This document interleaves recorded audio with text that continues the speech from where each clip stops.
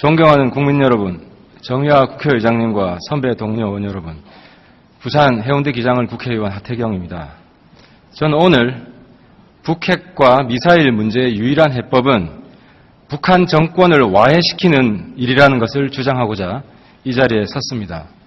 오늘 우리가 논의할 북한의 장거리 미사일 발사 규탄 결의안, 물론 찬성합니다. 하지만 북한의 핵을 막기에는 턱없이 부족합니다. 경기장에 총을 들고 난입한 폭도들에게 옐로우 카드를 흔들어봤자 폭도가 저절로 물러갈 리는 없기 때문입니다. 북한에게 있어서 핵은 헌법보다 위에 있는 국시입니다. 또한 북핵은 선대 김씨 왕조의 핵심 유언이기 때문에 김정은 세습 정권에게는 협상의 대상조차 될 수 없습니다. 협상으로 비핵화를 이룰 수 있다는 허망한 꿈은 이제 접어야 합니다. 게다가 오는 5월 북한 노동당 대회의 화려한 데뷔를 꿈꾸는 김정은의 과시욕까지 가세하여 북한의 핵 위협은 그리고 대남 도발 위협은 어느 때보다 높은 상황입니다. 그 어떤 반대급부로도 북한의 핵무기를 포기시킬 수 없다는 게 드러났고 중국의 압박조차도 김정은에게는 효력이 없다는 것이 확인되었습니다. 이제는 똑똑히 직시해야 합니다. 김정은 정권과 북한 핵은 운명을 함께한다는 사실, 김정은 정권이 와해되기 전에 북핵 문제의 해결은 불가능하다는 사실을 말입니다. 우리 국회도 선언적 경고를 넘어 실효성 있는 대북 정책을 실천해야 합니다.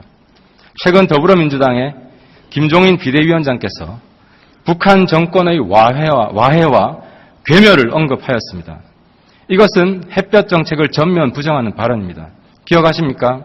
햇볕 정책은 북한 정권이 개혁 개방으로 나갈 것이라는 전제하에 북한 정권을 지원하여 한반도의 평화와 통일을 이루자는 정책이었습니다. 김종인 위원장의 이번 발언으로 북한 정권이 더 이상 성공할 수 없는 정권이라는 점을 명확히 하였습니다. 저는 이것이 여야의 초당적 대북 정책을 가능하게 해주는 역사적 발언이라고 평가합니다. 김대중 정부의 햇볕 정책이 등장한 지 무려 20년 만에 여야의 북한 정권에 대한 인식 차이가 해소된 것입니다. 이러한 인식의 합의하에서 한 가지를 더 제안 드리고자 합니다.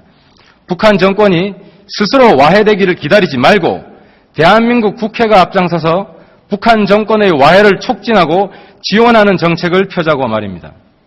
한 사회의 근본적인 변화는 물론 내부의 힘으로부터 나옵니다. 하지만 외부의 효과적인 지원이 그 변화를 앞당길 수 있습니다.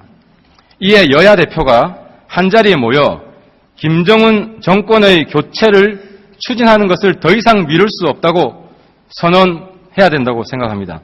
또한 북한 정권의 와해를 촉진하기 위해 대한민국 국회가 할 수 있는 바를 찾아야 된다고 생각합니다.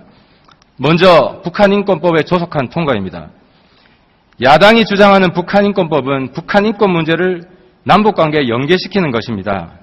이건 인권 문제를 정권의 신여로 만들자는 것입니다.